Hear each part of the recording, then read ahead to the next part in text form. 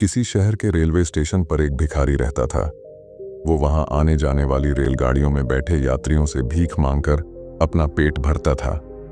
एक दिन जब वह भीख मांग रहा था तो सूट बूट पहने एक लंबा सा व्यक्ति उसे दिखा। उसने सोचा कि यह व्यक्ति बहुत अमीर लगता है, इससे भीख मांगने पर यह मुझे जरूर अच्छे पैसे देगा। वह उस लंबे व्यक्ति से भीख मांगने लगा। भिखारी को देखकर उस लंबे व्यक्ति ने कहा, तुम हमेशा मांगते ही रहते हो, क्या कभी किसी को कुछ देते भी हो? भिखारी बोला, साहब मैं तो भिखारी हूं, हमेशा लोगों से मांगता ही रहता हूं, मेरी इतनी औकात कहां कि किसी को कुछ दे सकूं। लंबा व्यक्ति बोला, जब किसी को कुछ दे नहीं सकते तो तुम्हें मांगने का भी कोई हक नहीं है। मैं एक व्यापारी हूं और लेन देन में ही विश्वास करता हूं। अगर तुम्हारे पास मुझे कुछ देने को हो तभी मैं तुम्हें बदले में कुछ दे सकता हूं। इतना कहने के बाद वह लंबा आदमी ट्रेन में बैठकर चला गया। इधर भिखारी उसकी कही गई बात के बारे में सोचने लगा। उस लंबे व्यक्ति के द्वारा कही गई बात उस भिखारी के दिल में उतर गई। वह सोचने लगा कि शायद मुझे भीख में अधिक पैसा इसीलिए नहीं मिलता क्योंकि मैं उसके बदले में किसी को कुछ दे नहीं पाता हूं। लेकिन मैं तो भिखारी हूं, किसी को कुछ देने लायक भी नहीं हूं। लेकिन कब तक मैं लोगों को बिना कुछ दिए केवल मांगता ही रहूंगा? बहुत सोचने के बाद उस भिखारी ने निर्णय किया कि जो भी व्यक्ति उसे भीख देगा उसके बदले में वह भी उस व्यक्ति को कुछ जरूर देगा। लेकिन अब उसके दिमाग में यह प्रश्न चल रहा था कि वह खुद भिखारी है तो भीख के बदले में वह दूसरों को क्या दे सकता है। इस बात को सोचते हुए 2 दिन हो गए, लेकिन उसे अपने प्रश्न का कोई उत्तर नहीं मिला था। तीसरे दिन जब वह स्टेशन के पास बैठा हुआ था तभी उसकी नजर कुछ फूलों पर पड़ी जो स्टेशन के आसपास के पौधों पर खिल रहे थे। उसने सोचा, क्यों ना मैं लोगों को भीख के बदले कुछ फूल दे दिया करूं। उसको अपना यह विचार अच्छा लगा और उसने वहां से कुछ फूल तोड़ लिए। अब वह ट्रेन में भीख मांगने पहुंचा। अब जब भी कोई उसे भीख देता तो उसके बदले में वह भीख देने वाले को कुछ फूल दे देता। उन फूलों को लोग खुश होकर अपने पास रख लेते थे। अब भिखारी रोज फूल तोड़ता और भीख के बदले में उन फूलों को लोगों में बांट देता था। कुछ ही दिनों में उसने महसूस किया कि अब उसे बहुत अधिक लोग भीख देने लगे हैं। वह स्टेशन के पास के सभी फूलों को तोड़ लाता था। जब तक उसके पास फूल रहते थे तब तक उसे बहुत से लोग भीख देते थे, लेकिन जब फूल बांटते बांटते खत्म हो जाते तो उसे भीख भी नहीं मिलती थी। अब रोज ऐसा ही चलता रहा।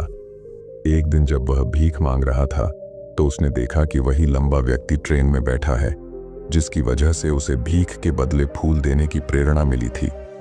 वह तुरंत उस व्यक्ति के पास पहुंच गया और भीख मांगते हुए बोला, आज मेरे पास आपको देने के लिए कुछ फूल हैं, आप मुझे भीख दीजिए तो बदले में मैं आपको कुछ फूल दूंगा।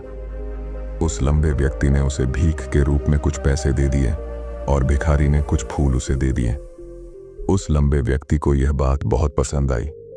वह बोला, वाह क्या बात है, आज तुम भी मेरी तरह एक व्यापारी बन गए हो। इतना कहकर फूल लेकर वह लंबा व्यक्ति अपने स्टेशन पर उतर गया।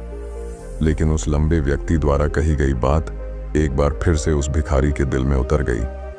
वह बार बार उस लंबे व्यक्ति के द्वारा कही गई बात के बारे में सोचने लगा और बहुत खुश होने लगा। उसकी आंखें अब चमकने लगीं। उसे लगने लगा कि अब उसके हाथ सफलता की वह चाबी लग गई है जिसके द्वारा वह अपने जीवन को बदल सकता है। वह तुरंत ट्रेन से नीचे उतरा और उत्साहित होकर बहुत तेज आवाज में ऊपर आसमान की तरफ देखकर बोला, मैं भिखारी नहीं हूं, मैं तो एक व्यापारी हूं, मैं भी अमीर बन सकता हूं।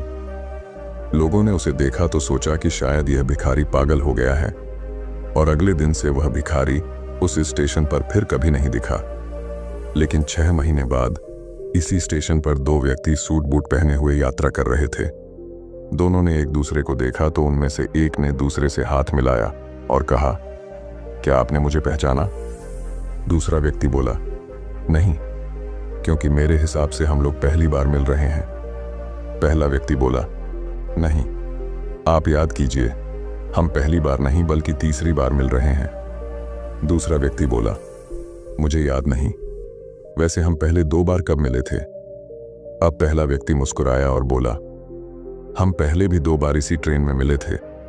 मैं वही भिखारी हूं जिसको आपने पहली मुलाकात में बताया कि मुझे जीवन में क्या करना चाहिए, और दूसरी मुलाकात में बताया कि मैं वास्तव में कौन हूं।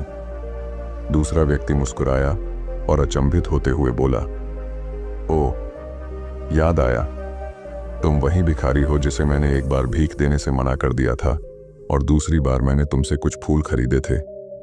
लेकिन आज तुम ये सूट बूट में कहाँ जा रहे हो और आजकल क्या कर रहे हो?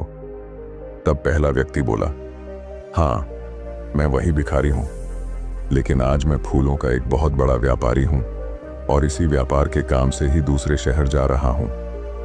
कुछ देर रुकने के बाद वह फिर बोला, आपने मुझे पहली मुलाकात में प्रकृति का वह नियम बताया था जिसके अनुसार हमें तभी कुछ मिलता है जब हम कुछ देते हैं।